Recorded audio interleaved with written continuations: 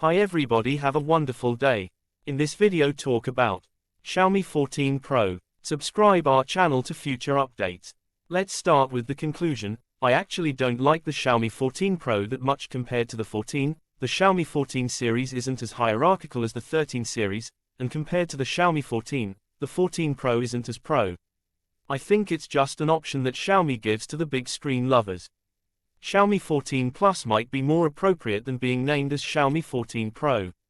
Unbox. In terms of packaging, the 14 Pro comes in a black box with the red Leica logo standing out on top.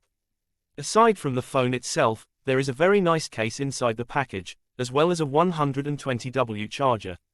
And finally, like I said in the unboxing video, Xiaomi finally supports USB 3.2 data transfer, with the 14 Pro supporting 10 gigabits per second, and the 14 supporting 5 gigabits per second. Sounds good, right? But the cable included in the package still only supports USB 2.0, show hand. I also tested it with a hard drive connected, and in the case of copying a single large file, it was able to reach 800 megabytes per second. Not bad at all. Surprisingly, the Type-C ports on the Xiaomi 14 series all support 4K 60 FPS video output. Design. In terms of design, we got the cyan colorway. Compared to the previous gen, the color is more intense and more recognizable. Of course, it is easy to retract fingerprints, so it would be a better choice to use a case when using the phone. At the first glance on the front part of the screen, most people will think this is a straight screen phone, but in fact there are tiny and equalized curvature on all sides of the screen. When you look at the corners closely, you will find a rounded arc. At the same time, due to the extremely small bezel, the screen is like floating on the glass. When you focus on the frame, the curvature consistency at the front and back reveals itself, which is very nice to look at. I would give the Xiaomi 14 Pro a high score on the front design. But when it comes to the back design, even after a week of use, I still find the back design very mediocre this time around, and I even find it to be rather bulky when looking at the back of the phone from certain angles. The huge camera bump, the vertical Leica logo, and as for the Claus de Paris texture, it's very strange to use this kind of treatment on a phone with a rounded design.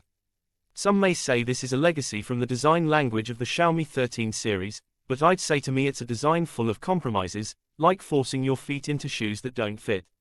Lastly, it's worth mentioning that the Xiaomi 14 Pro uses Dragon crystal glass, which is really strong according to some tests within China. Take this picture as an example. The metal frame is shattered but the screen is still unharmed. It's a bit of an exaggeration, but it can prove that Dragon crystal glass is not a publicity gimmick. Performance. Snapdragon 8 Gen 3 is by far the best phone chip. Yes, better than the A17 Pro.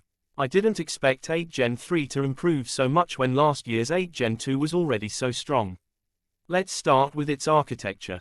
Not only is the CPU getting a frequency bump this time, but it's also swapping out a small core for another big one.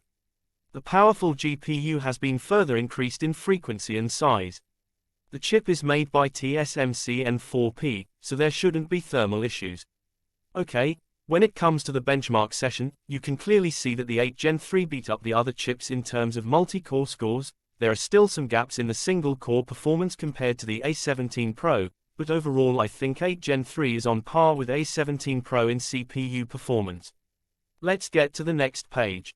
Wow, still the one with the highest score and much lower power consumption than the A17 Pro. Stability doesn't seem to be much of an issue either. In terms of GPU performance, it's safe to say that no SoC on any phone can match the performance of the 8 Gen 3. In the GPU benchmark, there's still a 20% improvement compared to the 8 Gen 2. The 8 Gen 3 has a much better power consumption ratio, and in Genshin Impact, with the same resolution and very high graphic presets, 8 Gen 3 consumes less power compared to the 8 Gen 2. You wouldn't believe that a phone's GPU is already as powerful as the NVIDIA GTX 1050 Ti Max-Q in your laptop. We've had enough of NVIDIA's product strategy for a couple of years now, and I'm glad Qualcomm isn't doing that. Good job, Qualcomm. Overall, I'm very happy with the performance improvements of 8 Gen 3, which has a performance increase of about 20% in CPU and GPU than last gen, and a 15% reduction in power consumption. Qualcomm finally has the strongest SoC on the market.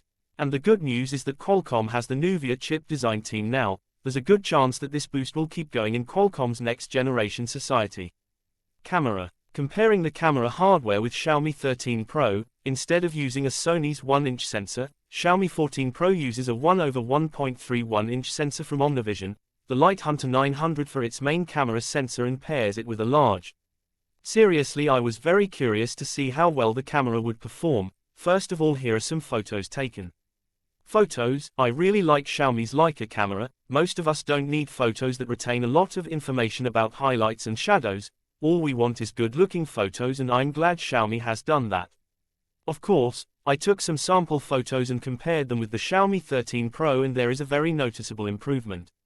In this picture taken with the light coming from the side, both the colors and the details of the trees in the photo are much better on Xiaomi 14 Pro. Lastly, when it comes to telephoto lenses, the Xiaomi 14 and 14 Pro have focal length of 2.6x and 2.9x respectively, which means that the Xiaomi 14 Pro is closer to the native focal length and has a better image quality when also shooting with 3.2x. Overall, I'm very happy with the camera enhancements of the Xiaomi 14 Pro, and in addition to the powerful hardware, the Leica imaging makes it easy for me to have good colorful photos. Screen. The Xiaomi 14 Pro uses a 6.73-inch micro-curved screen with a panel from TCL's latest C8 with a resolution of 3200x1440. When you first get the phone, it defaults to an FHD Plus resolution, and you need to manually turn on the highest resolution. In terms of screen clarity, the Xiaomi 14 Pro can satisfy everyone. It is clear and sharp enough even with FHD Plus resolution. The manual brightness is 500 nit, 1000 nit in strong light. Under high brightness it is DC dimming mode, high frequency PWM dimming in low brightness. Unlike the Xiaomi 14, full DC dimming is not available on the Xiaomi 14 Pro. But that doesn't mean the Xiaomi 14 Pro's screen isn't as good as the Xiaomi 14. In my experience, I think the Xiaomi 14 Pro screen is better than the Xiaomi 14 all around.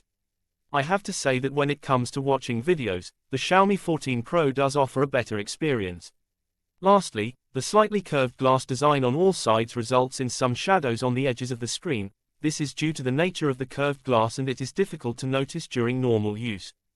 HyperOS. In recent days of simple use, HyperOS is indeed smoother than MIUI 14. The animations remain at 120 FPS almost the entire time, while the performance of the 13 Pro with MIUI 14 is slightly worse.